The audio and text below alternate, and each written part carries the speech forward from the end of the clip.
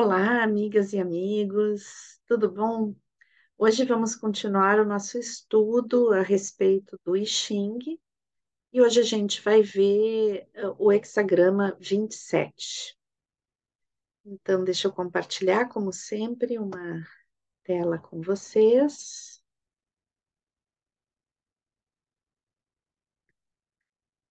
Então, por que que a gente está no encontro 35 se o hexagrama é o 27? Então, lembrando sempre a vocês que a gente lá no início dessa playlist tem um estudo sobre cada um dos trigramas, um estudo que a gente retoma a cada tanto, né? Lembrando alguns simbolismos dos trigramas, e a gente vai fazer isso hoje também, né? Mas eu quero começar falando um pouquinho sobre o simbolismo do hexagrama que a gente vai trabalhar hoje, tá? Então, a gente tem aqui acima a montanha e abaixo temos o trovão. Então, é um trovão que se dá na base de uma montanha. A gente sabe que a montanha, ela simboliza algo de muita estabilidade, de paz, de tranquilidade, de meditação, algo de serenidade, né? Dado o tamanho da montanha, a potência da montanha, ela representa essa estabilidade, algo que se move muito devagar, né? Que nos dá assim, aquele peso de consistência de presença. E o trovão, ao contrário, ele tem essa coisa desse lampejo de energia, essa energia que vem abrindo espaços, né? Então, essa constituição desse hexagrama, ela nos fala de uma estabilidade, de algo concreto, estável, né?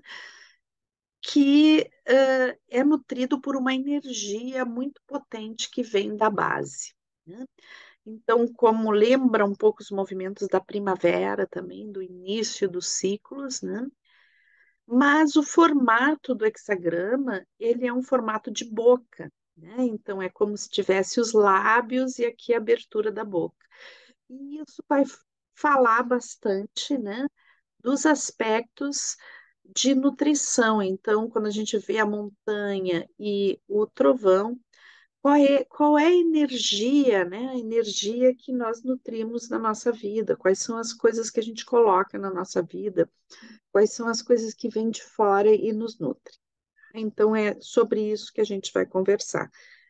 Mas, como sempre, eu tenho feito uma volta, né, a respeito dos trigramas, e hoje eu quero rever um pouquinho, né, o trigrama do receptivo sobre alguns aspectos simbólicos, tá? Então, bem restritamente simbólicos, o trigrama receptivo, ele tem a ver com o feminino, né, com os simbolismos do feminino, da terra, né?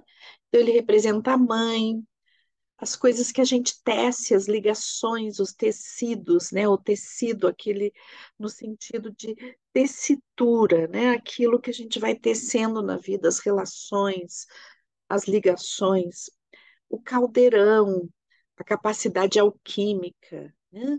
A frugalidade, a coisa do viver de uma forma muito simples, muito as coisas da terra, né? As superfícies planas, que nos dão estabilidade, nos permitem plantar, né? A vaquinha, a vaca com seu bezerro, né? Que tem um simbolismo de cuidado e também de alimentação, de ternura. Uma grande carroça que nos permite caminhar pela terra, andar pela terra, me lembra um pouco as coisas que a gente vê no Caminho de Santiago, né? Quando que tem uma frase super linda que eu gosto muito quando estou lá, sempre me recordo, que diz assim que o principal desafio da humanidade não é ir até a Lua, ou conhecer o espaço, mas sim é caminhar sobre a Terra, né? E a carroça é um grande simbolismo da Terra, né? Da capacidade de caminhar sobre a terra, de nos deslocar e levar as coisas estáveis que a gente tem, né? A terra como símbolo de estabilidade, mas que não nos impede o movimento. Então, os troncos de árvore, né, que contam a história, assim, a gente vê tanto na parte interna dos troncos de árvore, como também na parte externa, tem desenhos específicos, é como uma identidade. Já vi até desenhos onde faz uma comparação entre o dedo humano, a identidade e as linhas, né, do tronco da árvore. Então, tem uma representação de identidade, de algo que se constitui, que é único, né? E a fertilidade da terra, a fertilidade criativa, a capacidade de dar alimentos, de criar, né? De trazer coisas que têm frutos, que dão sementes. Então, é um simbolismo bem bonito relacionado ao receptivo. E vamos voltar ao nosso hexagrama. Então, a gente tem acima a quietude e abaixo o incitar, né? É como esse trovão que vem na base da montanha e ele traz algo de novo, ele coloca algo de novo dentro dessa quietude, dessa contemplação da montanha. Então, e como eu falei, o formato de boca, né? Então, quando a gente tira esse hexagrama, ele aparece para a gente, existe um convite, né, para a gente ver como são as relações nutritivas na nossa vida. Então, tanto do ponto de vista daquilo que a gente alimenta na nossa existência, como do ponto de vista com o que nós nos alimentamos. Então, aquilo que eu nutro no mundo e aquilo que eu absorvo do mundo. Não só no aspecto de alimentos que a gente come, mas sim de todas as energias, todas as relações que a gente vai nutrir. Se a gente olhar um pouquinho pela teoria de biodança, a gente vê assim que a gente não se nutre somente de alimentos, né?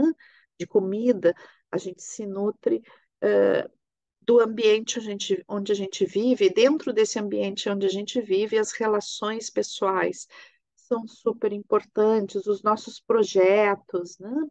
Aquelas coisas que a gente lê, que a gente vê, tudo isso está nos compondo.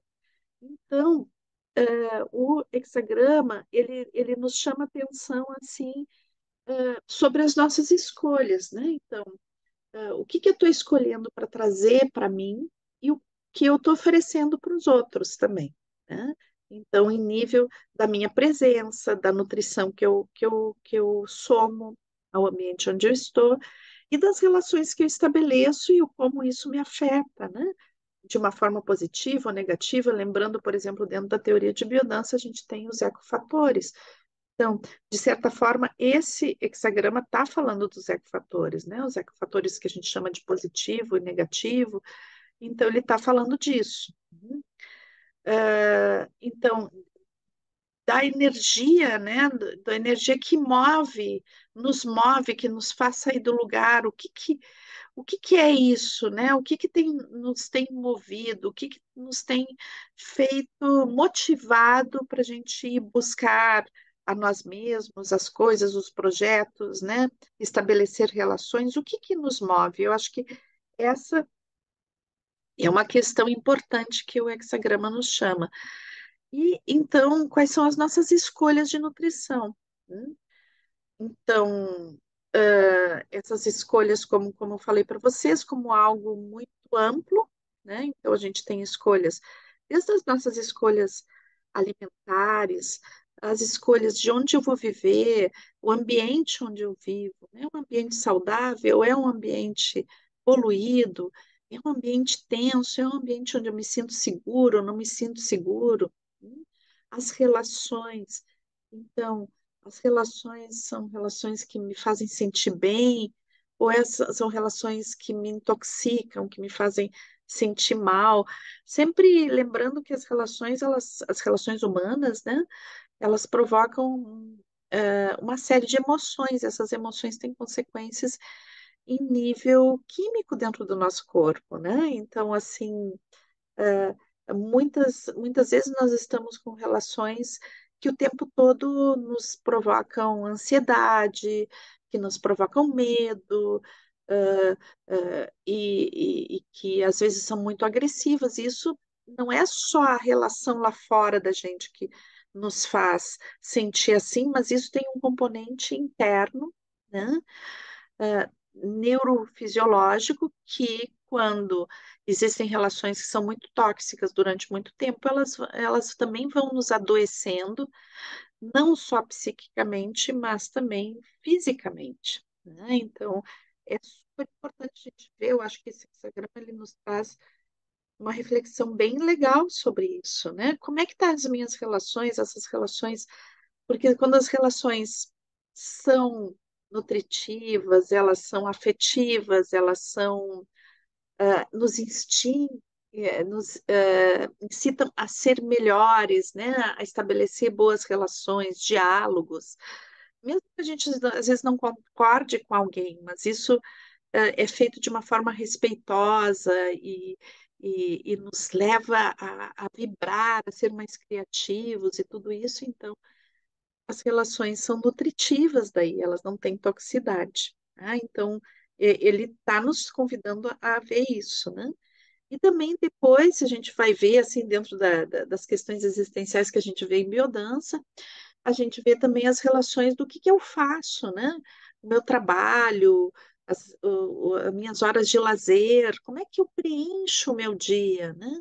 Então, o meu trabalho é algo que me dá satisfação, ele me faz bem, ou é algo que eu faço assim por uma questão de sobrevivência e que tem um ambiente tenso e aquilo que eu faço não tem significado. Tudo isso tem consequências em nível de minha estrutura como identidade, minha saúde mental e física, tudo isso vai afetar, né? Então, essa, as escolhas de nutrição como algo amplo. Então, esse hexagrama, ele nos fala a respeito das escolhas e o que eu permito que componha o meu ser, o que eu permito que me constitua. Então, ele está falando que, na realidade, eu não sou algo fechado e pronto, mas que estou me constituindo todo o tempo. E por isso é importante que eu tenha boas escolhas no meu caminho, nas coisas que eu quero fazer para mim. E quando tu recebe esse hexagrama, né, dentro das tuas consultas ao I Ching, ele está te convidando a te perguntar essas coisas, né? Onde eu estou colocando uma energia? Isso está fazendo bem para mim? Isso está criando um ambiente legal? Eu estou contribuindo para uma relação legal no ambiente que eu frequento? Então é isso, pessoal. Deixa eu interromper aqui o compartilhamento. Então, quero muito agradecer vocês terem me acompanhado até aqui o final. Se quiserem deixar algum comentário, continuar seguindo aqui, né? Então, dê um like no vídeo, comece a seguir o canal. Sempre vamos ter vídeos bem legais para a gente continuar fazendo várias reflexões dentro das temáticas que estão ligadas à biodança, ao universo biocêntrico. Então, deixo um abração e nos vemos no próximo vídeo.